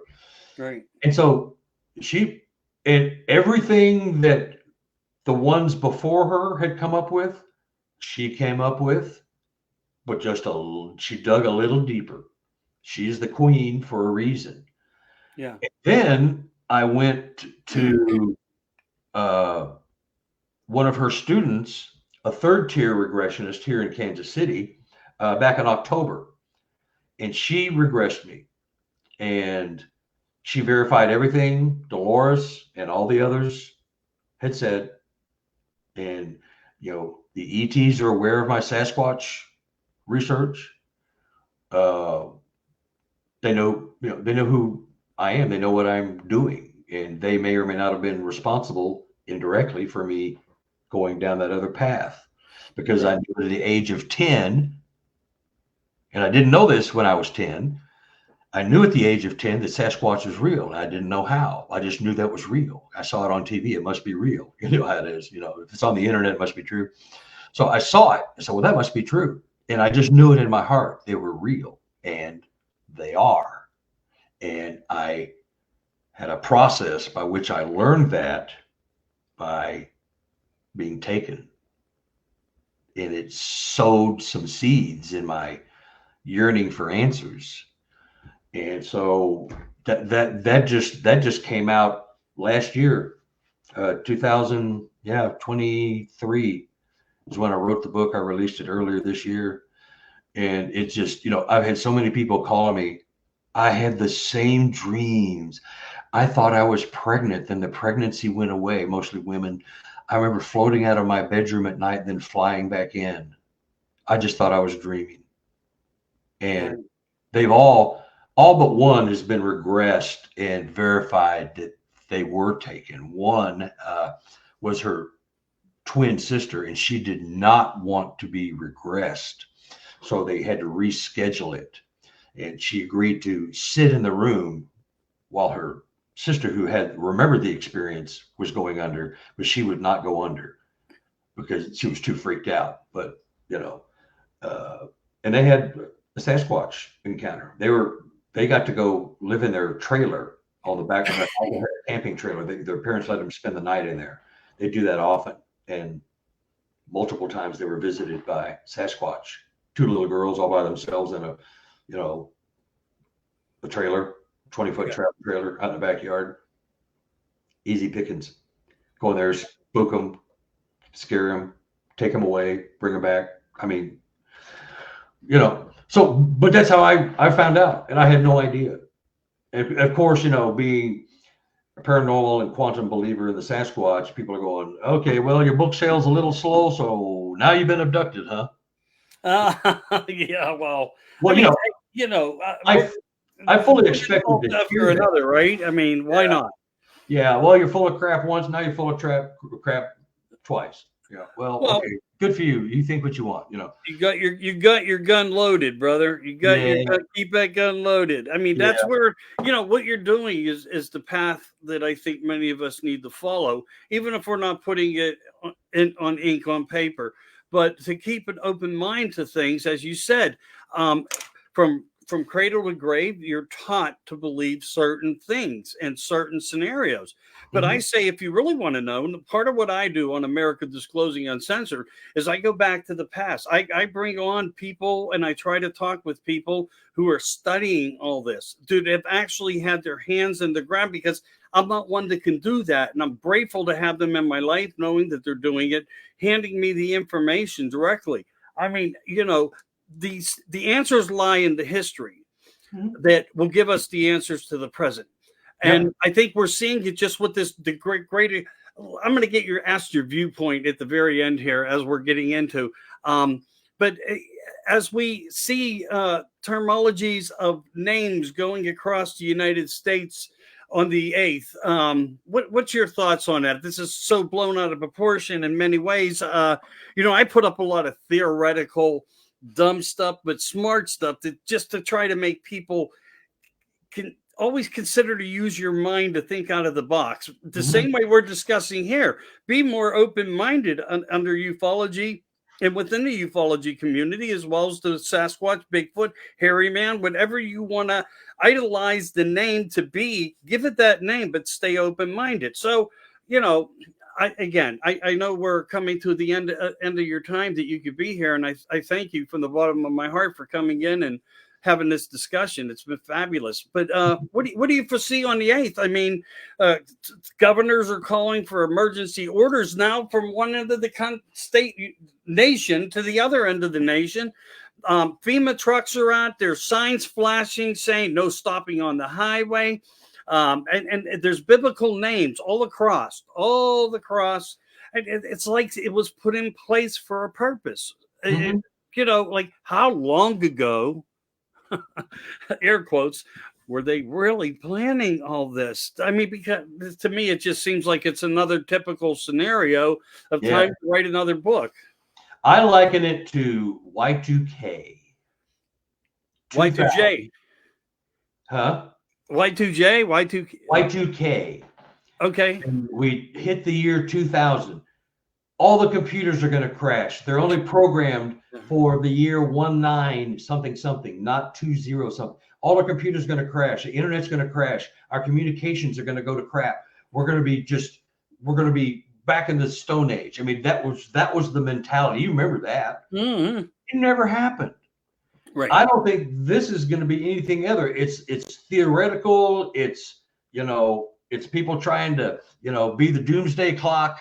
Well, when what is really going to happen happens, we'll never see it coming. They'll hit us while we're asleep or being preoccupied with something else that they throw in our face. Yeah, because I don't think anything like what they're talking about is actually going to happen, where it's going to be, you know, the dog man and the pale whites are going to come out and start eating our children and all the other weird stuff. You know, once it gets dark in the day, you know, the animals are going to come attack, and, you know, dogs and cats will be, what was the Bill Murray thing? The dogs and cats multiplying everywhere, you know, together, you know, what was it in the Caddyshack or whatever? Anyway, I think it's just blown out, because if you see society, they're easily led astray by the media. The Y2K was a great example. I'd never seen an example like that until I saw it. I was going, oh my God, you know, is my computer, is my computer going to work in the morning? I better call everybody so I can make sure I got their number, because my phone's going to dissolve overnight, or all my data is going to disappear. Right. You know, so it's easy to get caught up in that, because I think we want the excitement or the stimulation. We want something that might make the world a better place to actually be true, but it may not be true. You know, what it takes to make the world a better place is for us to be better people, you know, and quit, you know, using racism and negativity and hate and everything on one another to solve our problems. You know, just like Rodney King. You know, can we just all get along? I think that's what the Sasquatch are here, that they're trying to tell us. And I think something like tomorrow, the eclipse. I've got a buddy who drove from here in Kansas City down to the Boot Heel to get, because South Missouri is going to have the best view, I think, of anywhere in the country. He can't wait to go down there and see it, you know. and he's going to go spread his wife's ashes. She passed away, so he's going to spread her ashes down there while he's watching the eclipse, which I thought was just a really cool thing to do. He spread part of her ashes in Florida, where they're from, and then he came back and he kept her ashes. Then he thought, I'm going to go spread them down in the booty hole. And but to answer your question, I think it's all blown up, and the world we're all on pins and needles. Israel and Gaza, and Russia and the war, and all of that stuff they're fighting over there, all the turmoil, all the negativity. We all want something good to happen, and it's just not happening. Right. And we're looking for this to be like, oh, maybe this will be really won something. Maybe we win the Powerball and we see the eclipse and everything's all wonderful and great. Well, no, somebody hit the Powerball already. So, but I think we're all being groomed for a big letdown, because it's not going to be. It may be an exhilarating sight, because my wife and I watched the last eclipse here in our driveway. It was pretty cool. We got a pretty good shot of it. So, but everybody wants to be exhilarated, and other than the sight of something like that is very cyclical and hard to be around for, it's going to be a really monumental thing. It's be one thing you can share with your kids and all that, but other than that, it's not going to make the world a better place. I just don't think so. We're not wired that way. We're going to go back to being negative and have our problems and fighting amongst each other after it's over. So it'll be back to normal then. Yeah. Okay. By the way, Bob, the new norm. Yeah. No. By the way, Bob, now I hate your guts. Go back to your house. Don't walk across my yard again, because I'll hit you with a slingshot. Wow. This has been a very exciting discussion I've had with you. Thank you so much. I mean that. I really enjoyed your knowledge and your experience, and meeting Dolores is just fascinating. You played out in front of the Who and some of the most famous bands. Rock drummer here as well, everybody, in case you don't know. So who is this man? Is he crazy? No, I mean, look, his life has been his life. There's been structure all through it. So get that out of your head. You're looking at a professional rock drummer, musician that's been on many stages. His infatuation with BIGFOOT, from the earliest days of watching Leonard Nimoy and In Search Of, that opened my world too. I got to tell you, but not only that, pumping gas in Stanton Friedman's car was pretty much a privilege too. Yeah, I've got his autograph on a book somewhere. I follow Stan. You know what? He paid with a credit card. He used to sign on. Do you remember the slide machine credit card? Yeah. I never thought to keep it. Yeah, I bought a book to him. I'd already bought his book, and he was signing. Actually, it was in Dallas, Texas, before I moved here. I went to a bookstore. I can't remember what it was, and he signed a book I already had. But yeah, it was. I've met them. I shared letters back and forth with Alan Hynek when he was still writing for Omni magazine. Oh, okay. We had a couple of letter back and forth. When you had to put a stamp on something and mail it, there's no internet. Back. Yeah, right. So, I've always been in. None of this was weird to me. It was just what my life was. Right. I thought everybody had little weird, quirky things going on in their lives. Yeah. You're just not privy to it. So my life was just my life. I used to drop acid and jump off a roof into a swimming pool. Thought it was a pretty cool thing. Well, people think that's kind of stupid. You shouldn't have done that. I said, well, yeah, but I made it in the pool every time. You survived. Look where you are. Look what you've done. Look at your accomplishments. And where are they? Where are they? And you know what? I have a friend that's similar to that. I love him to death. I went to school with this one gentleman. He'll see me put these post things up, or the fact that I receive a photo of what looks to be an alien. I put it up, and he's, man, what are you doing? And it's like, hey, I'm just being me. That's all. And who would have ever thought that I would have had some of the guests that I've been on with, having discussions, doing what I'm doing, and now doing and going further into all these things that lay around me everywhere. I joke not. They're everywhere. It's because I was meant to do it like you. And when it's in your blood, you work at it. the best you can. And I just want to be informative, because to me, it's not really about this, like, the numbers of anything. It's the power of the facts of the message and the truth behind them that I care about. And I want to be able to teach what's not being taught, if it helps. And even if it's only by one ear hearing me, I did it and it worked for somebody. Yeah, and that's why I do it. I mean, I break even on my books. I make a couple of bucks. Really, I'm just trying to get the word out. And so then I write another one, and then I write another one, and more people are starting to talk to one another about the thing, and people are not trashing them and ridiculing them as badly as they were. It still happens, but it's slowly, the apers are losing their grip on the ape only philosophy, because that only explains that much. Having an open mind explains many, many other things. And you don't have to believe it. All you have to do is have an open mind and consider it. If you don't like it, don't believe it, go about your way where you were. No one's going to think worse or more of you either way. Just, it's your opinion. It doesn't matter to the guy sitting next to you on the bus or on the plane. It's just your opinion of how you view life. And like I said, we've been taught first 22 years of your life how to think and see the world.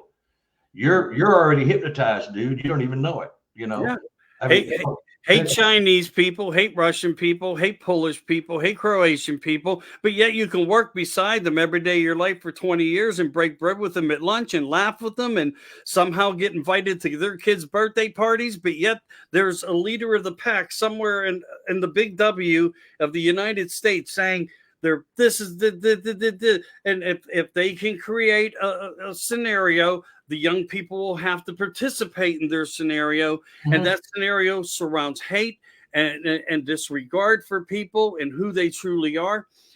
People need to live for who they are. And some of these people, I'm going to say this in the most jokingly way I think I can put together before you leave, is when we look at this scenario, the ones that won't keep the open mind, but the closed mind, are probably the ones that watch Star Trek the most and Planet of the Apes. I'll just say that.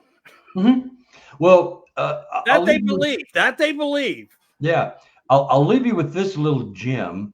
The government rules by turmoil and misdirection. Oh, yeah. And that's everybody's life. I mean, what you read, what you hear, what you see, you got to have your own mind, own opinion. You got to set your own parameters. You can't believe what you're told because you're too lazy to do the work. That's our problem. You need to look into the value of our fellow humans, because we're all on this little rock flying through space together. So, before we tear it up and blow it up, and we have to start back over again for probably the fifth or sixth time on Earth, depending on what your belief system is, let's just be nice and save the planet and be nice to each other and go about it and find out that people are different and there's weird stuff going on all around us. Always has been, always will be. And it ain't that big a deal. I mean, really, So buy my books, people. Yeah, there you go. And I will promote them more. I promise you. I really do. I appreciate you coming on. I'll do the best I can. Everybody, Carter, and if you have a website. Yeah. Let me write that down, and I'll make sure that gets posted with your books. Yeah. Well, it's the same as my email. It's sqexplorer.com. sqexplorer.com. That's my website. sqexplorer@gmail.com is my email. If you want to buy books, you can go. I'm selling 4 books for $65, and that includes shipping. That's my cost. So you're getting a good deal, But anyway, if you want them, email me. If you've got reports, you've got questions, you can email me. I return everybody's emails. Calls, I'm a little slow on because I get so many, but I return emails, and if you want to contact me, I'm not a snob. I'm not some ivory tower. I'm just an old dirty hippie in Liberty, Missouri. trying to spread the word. You're doing a great job. I mean, you are the most desirable and hardest to get. So I'm grateful that you gave me the opportunity to sit and talk with you and meet you this way. I wish I could buy you a steak and we could have a bourbon and sit down, because I know would set the restaurant on fire with our voices and ideas and theories on things. We'll have you on again. We'll just talk about the UFO stuff. If you want. I mean, I'll come back just whenever you want. You got an opening. People get tired of seeing the same faces. You'd be surprised how many openings I have. Time to time, I'm busy, but again, you need to live your life, breathe, and have your family time and whatnot. But anytime, I'll leave it up to you. If you say, Michael, I can go anytime, we'll do it, because honestly, I think there's a lot we left out tonight, and you can never cover everything. You can never. It's impossible. I can talk for 2 hours on what I had for supper last night, and you'll love every minute of it. So I mean, I do 60 or 70 of these things every year. So I mean, I do multiple a month. So I love talking to people, and I love the chats. This Susan Lawrence here seems like an amazing person. Also, she seems like she's quite interesting. Susan, how are you? Yeah, I was going to try to reflect back onto some of that too. As far as not getting into every chat room right now, because I didn't bring them all up in front of me, because I got a dual thing going on in a different way because of how I had to do the presentation of the show. It's sad, but that's part of the issue of scenario. I got in trouble for a violation because I posted a bridge picture. Which everybody in the United States had up. And anyway, the next morning I woke up with another violation. And then the next morning it happened again. The key to this was they're probably coming at me as a targeted individual because of a lot of multiple things I've said. And probably I deserve that, but don't deserve it under my constitutional rights. And I do own what other people do not even own in the industry, which is called Studio 10 Broadcasting, a legitimate licensed organization. And they're violating my freedom of press and my freedom of right of speech. And they don't even realize they're doing it. But is it worth me going through? Anyway, the significance, I'm sorry, like you, I could go forever and ever. But the significance behind it was they were creating accusations of things I've never posted in my life. Yeah. So I've never seen that before. So if they want you and they hear your voice, or they think your voice is doing too much, and I guess this is the new method of a new norm of how they will put us in place. So it's not really about killing the voice, as I always said to everybody that ever listened to me. It's about if they can get to your mind. And your mind will then control your voice, and you'll shut your mouth. And I'm never going to be that. I don't want to be that guy. I just don't want to be him. Yeah, I get it. It's a weird world, and the social media has created the weirdness. I think a lot of it. It's just really weird. But I'll come back on. I'll look at my calendars, figure something out. Probably a couple of months down the road. But either that, or if you go on Josh's next, I've been on with Josh recently. If you do anything with him, tell him to send me a link then. And I'll jump in with you guys or something. Turner? Yeah. Yeah. I didn't know he was with the booze, the Blondes and the Booze. I didn't know that he was with them, or maybe he was just sitting in. I did a show with him the other night. He was there. Yeah. Josh jumps around and gives support to a lot of the lower. He reached to me and said, let me help you get your information back out. He knows what I've been through. And I was like, Josh, the attention is not something, the message must be the better part of me. I mean, he's very helpful as a person. He is, and I know he's going through a lot. He's a show that goes through a lot of ridicule. Yeah. You take what you get. Josh is Josh, but he's very intelligent. Mm-hmm. Yeah, he knows a lot about a lot of things. I love that. That's where conversations become so interesting, where the dynamic it becomes of a more positive note. And here I am going. I apologize, brother. I just keep going. I thought to myself, this poor man wants to get out of here and go have some family time. I'm going to stay on with everybody for a few minutes after. Everybody, please look up this man, buy his books.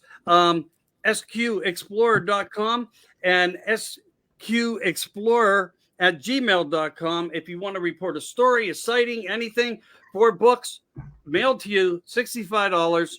Please support my brother from a different mother down at the edge of Missouri, who has a lot of information. And again, thank you for offering to come back. I greatly appreciate it. Enjoyed it, Mike. It was a blast. So just, I'll look at my calendar. I'm bringing my drumsticks and my practice pad next time. We'll do some 16, 30 seconds. There you go. If I can still play, I just had my left shoulder completely replaced. You did? Rotator cuff. They cut out. I'm all titanium in here. And so I'm not sure. I've lost a range of motion. I'm just to the point now where I can start going banging around on my drums, but I think I've lost a little range of motion. You lost the rotation. Left to right. Yeah, you know what? This is mind blowing. You're blowing my mind, man. Both of mine, 2 massive cuff tears, but unrepairable. Well, they repaired them. They replaced them. They cut everything out. They said there was no muscle tissue to pull from anywhere to do any connecting. There was none on mine, but what they did was they took muscle, unused muscle, right, grafted it to the bones, and then attached the titanium rods to that, and waited for them to envelop and bond. And right. It's like I other than putting I'm left-handed. So I play left-handed. Other than putting my wallet in my left back pocket, I would not know I had surgery, except for my loss of range of motion. I have all that. My crane, this one's the hard one to get up. This one, because it is my more dominant side, as they call it in the physical therapy and doctorate side, it had learned to use other abilities of muscles, but I go into the immediate fatigue. Yeah. It's a fatigue thing. And then it's like when you try to lay with your arm above your head or something like that. That's just crazy. Not only that, they did 3 and 2 because they thought it was here. Then they told me, no, it was your neck that was broke. And then they told me, no, this cuff is part of it was a nightmare. Yeah. Don't ever get hurt. That's all I can say. But yeah, I get where you're at. No more. I can't do this no more. Like with the drums, it has to be straight sticks. It has to be. Yeah. I still have my wrist movement. It's just. No, I don't. No, mine's gone. Left to right, I'm screwed, and I play left-handed. Too much in here. Too much in here. You know, just it's all gone 3 times. No, I'm sorry. Yeah, 3 and 2, or 2 and 2. It sucks. Just point a BB gun and take some shots. You'll find it. Yeah. Thanks, brother. Have a great night, man. Appreciate it. Do it again, Mike. All right, man. Take care. Night, everybody stay where you're at as our guest leaves and gets to spend some good quality time with his family. I want to thank you all for coming in. Remember who we are here. I'm sorry that I'm alias. Help please share to your pages. I think it was a pretty fascinating show, and Carter will be back, and we'll talk more on the ufology end of it. The stories are also big, and the information is so large. It takes a lot to get through it. Having a guest on for 90 minutes or 2 hours, and he even stayed almost a half hour longer. Great conversations, people sticking around, listening to the show. That means that they're accepting the content and it's interesting to them. And that's the point that I try to get across to everybody. We brought up a lot of things together. I mean, how things started for him.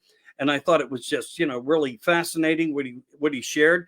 And I know for me how things started and having, I don't know if I want to say lucid dreams, but dream states of astro projecting, experiencing like flights. I mean, I don't know. I don't know if I was a special apple in the basket or something, but I've always been able to somehow stay connected to the vastness of the whole experience of what we question into the unknown, where the strangeness is everywhere. And that's why I use those terminologies of words. So tonight you'll be able to, this is going to get uploaded wherever it's not at. The girls, I've had a lot of help tonight. I want to say hi to Nancy for doing that. Hi to Beth.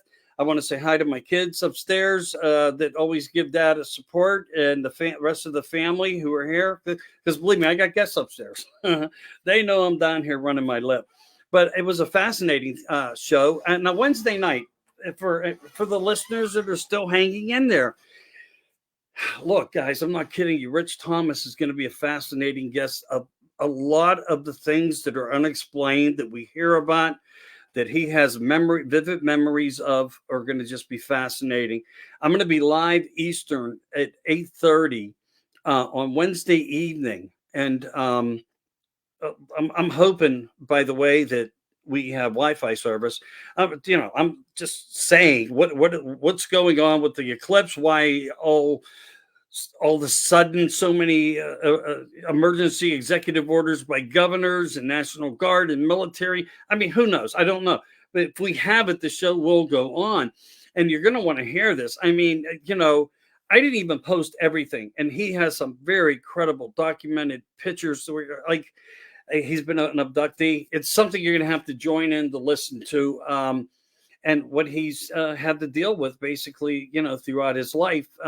He also comes with a military background and more. I'm not going to get into that. He can disclose to you. And I say that with respect when I say disclose. It will be up to him on how deep and how far he may get into his conversation with me, but I'm looking forward to it. Check out my post that I have upcoming and look at some of these pictures and just understand he goes out there as a gut feeling. I don't know if it's telepathic, and maybe in some instances he shared some things with me, but I'm trying to save all the meat and potatoes for what's to come on this Wednesday night with Rich to be presented to you, so you get all the facts right then and there straight. Again, if you can friend KLA Joe, it'll come right up for you, or you can go into America Disclosing Uncensored, What's in Disguise, and that will be the group America Disclosing Uncensored. Trying to just stay live with everybody to get out there to continue. And I will reboot shows as often as I can because, when you're under 60 days of duress under the Facebook program format, being blamed for disinformation because I talk about the moon or the skies, or I post something that everybody else posts, but for me, and we're all being virusized, as I call it. It's a virus of unethical practices and injustice systems, which, I try to stay clear of a little bit. I have to I wish there was a place I could just go and vent. I was on the Eye of Jupiter the other night also. And the gentleman was a beautiful person to talk to. He really was. And I didn't mean to be awestruck with him because I'm glad he released what we did. I didn't even watch it all. I don't always reflect back into the shows that I do or the ones I even do for myself.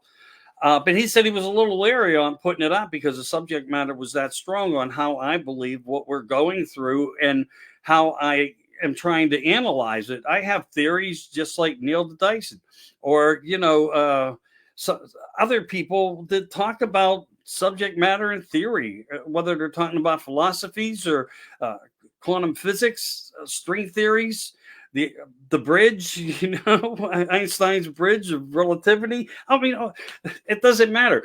The point is you can't say anything. So I'm trying the best I can. I understood that he was hesitant, but he did release it and he put it out. I don't know if anything was all in it or anything was taken out of it. I'm sure he did a fantastic job on whatever his decision was. And I appreciate what he did, having me on, because I do want to support the smalls as best I can. I've done that. I bring experiencers on. I bring people that are filming things because I want to know how they're getting them, what they're doing. I want to know if there's an acknowledgement of thought and that they are reading our thoughts. And I do believe in many ways this phenomena does exist, seriously does exist. So with that said, that's a little bit about, I'm trying my best, I promise. So if you go under 10 o'clock talks, capital T, capital O, capital T on the talks, 10 o'clock talks on YouTube, you'll find it there. Plus this will be uploaded.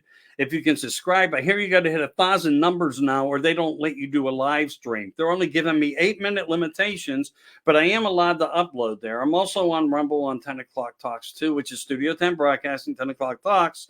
America Disclosing is something that is just a uniform show where I have diversities of different subject matter, so I can sort of share it to other groups that represent the facts of what we're talking about, what the guests that I bring on are talking about. So with that said, little bit of self-explanation. I'm in jail.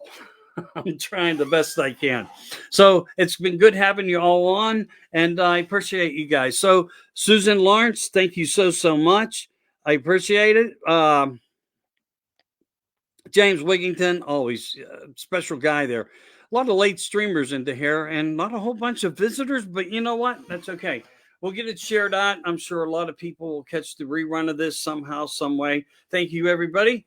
I am Michael Anthony. This was America Disclosing Uncensored with Carter Buschardt tonight. And it was a fascinating show. Thank you so much, everybody. I appreciate you. All my love.